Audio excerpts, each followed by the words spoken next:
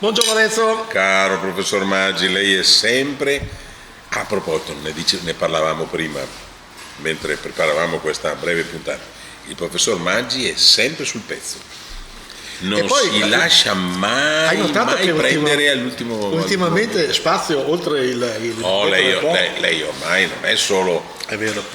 basso polesano centrico, Certo. Lei ormai è da Rovigo in Zoo, ma fra poco arriverà anche a Rovigo. Questa settimana Sì. comincio una rubrica su La voce di Rovigo e per tutto l'anno parlerò ogni settimana di un paese.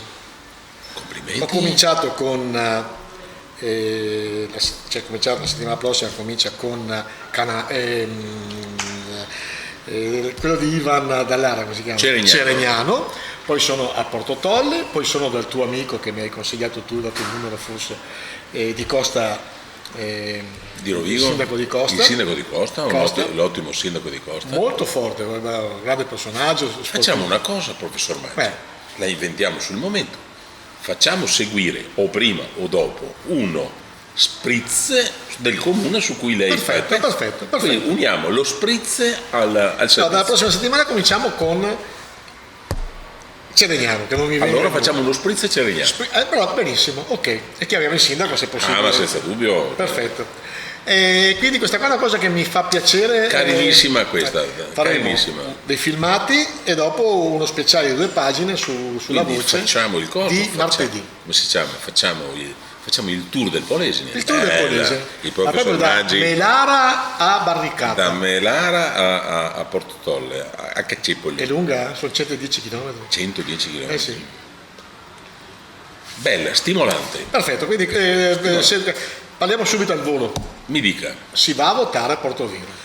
Sì, Ci sono più liste che abitanti. Apparentemente, dopo probabilmente apparentemente ci sono. Accorperanno poi dopo. Sì, diciamo la verità, apparentemente ci sono potenzialità di 4, 5, 6. Sì, fino a 5. Allora, io ma alla fine vedrà che ne saranno. Mi dica, l'ho interrotto o ho fatto male? No, nell'ordine sicuramente c'è Mario Mantovani, che è stato il primo che si è esposto. Lui ha detto che poi la c'è lista la fa. Il vice sindaco attuale che probabilmente farà la sua lista. Si chiama Giacon.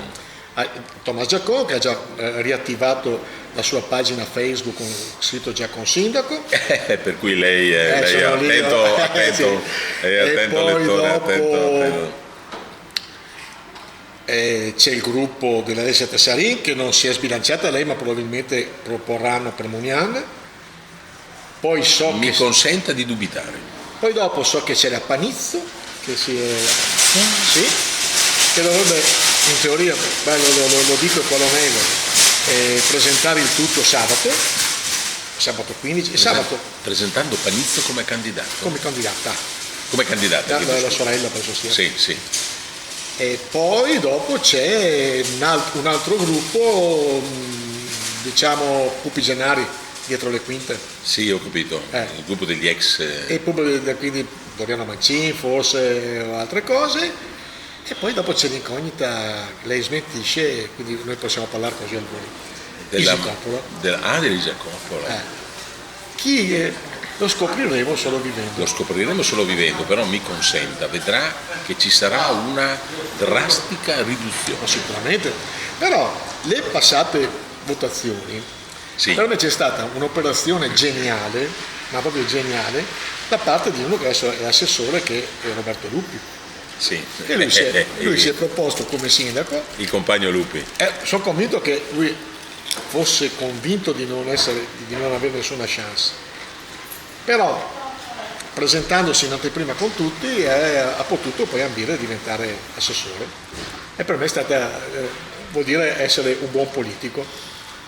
Sai, Roberto Lupi è un ragazzo pieno di iniziative, però mi consenta.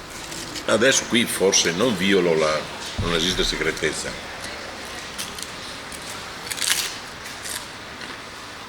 Ma mi permetto di darle un suggerimento, orientamento, faccio un po' di gossip anch'io.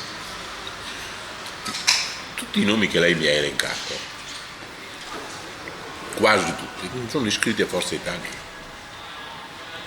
E quindi? E quindi Però ho detto Alessia Tessarin, che di Forza, è iscritta a Forza Italia. Certo. Alessia Tessarin però, secondo me, avendo presentato poi la candidatura del suo gruppo con presente per Munian, sicuramente il proponente sindaco sarà per Munian, secondo me. no, ma infatti non discuto. Sì. Quello che voglio dire è, non svelo nessun segreto, è forte la volontà del direttivo di Forza Italia, quindi anche del segretario provinciale che ha partecipato all'ultimo direttivo, anzi lo ha convocato, Che sarebbe Cortellazzo. e sarebbe l'onorevole Pierluigi Cortellazzo, di trovare un candidato espressione di Forza Italia, da portare al tavolo con la Lega e con Fratelli. Fratelli d'Italia per trovare un unico candidato. Come vede, esiste una azione di centrifugazione. Poi, se la cosa avrà successo, chi vivrà vedrà, come dice sempre lei, però esiste un forte tentativo di razionalizzazione. E quindi dici che potrebbe essere, anche allargandosi un po', che tra i due litiganti vince Tosi alla regione? No, Tosi No. non si candiderà alla Ah, non si candida? Però potrebbe essere che uno dei vostri, Lega non vuole mollare l'osso, Fratelli d'Italia non vuole mollare l'osso, si fa uno di Forza Italia. Posso dirle? Possibile. Magari, ma non sarà. Mentre invece A Portoviro potrebbe essere. a Portoviro si potrebbe realizzare questa condizione nuova, mentre in realtà a livello regionale la partita è probabilmente chiusa per Luca Zaia, ma non è chiusa per la Lega, che insiste per poter individuare un candidato. Però non è inutile che ci facciamo mal di testa, decidono i 3 vertici nazionali, per cui noi Non è che, allora, passiamo di pari in frasca. Argomento Portoviro risolto, lo scopriremo solo vivendo, cosa succederà, probabilmente ci saranno 2 liste invece delle 5-6 che ci sono adesso sul lei è piatto. sempre più figo. Arrivando in regione non è che vogliono insistere ancora col terzo mandato, che sembrerebbe non ancora esaurito come problema. Mi permette di Sì. dirle che il problema del terzo mandato non c'è più. No, però perché non sanno dove piazzare Zaia? Diciamo che Zaia È un problema. rischia di essere un problema ingombrante, Eh. ma lo risolvono. Sì. E sa perché lo risolvono? Però qualsiasi ruolo che gli danno a Zaia a lui sta stretto. Diciamo che lui ha perso l'occasione di candidarsi alle europee. A meno che gli avessero proposto, cioè No. assicurato che c'era il terzo mandato. E glielo assicura chi? Non poteva assicurarlo nessuno, perché già in quel periodo la Presidente del Consiglio si era orientata e si era espressa per il no al terzo mandato. Quindi non sta in chiesa a dispetto dei santi. È un... No, è un motto che hanno inventato i preti, ma è giusto. ma- C'è un motivo che sono 2000 anni che comandano. diciamo, lei è sempre tranchant. Non comandano, diciamo che c'è una diplomazia orientativa molto suadente. Che comandano? Vabbè. Detto questo, Signor Maggi, alla prossima. lei è grazie. sempre un super figo. Ciao.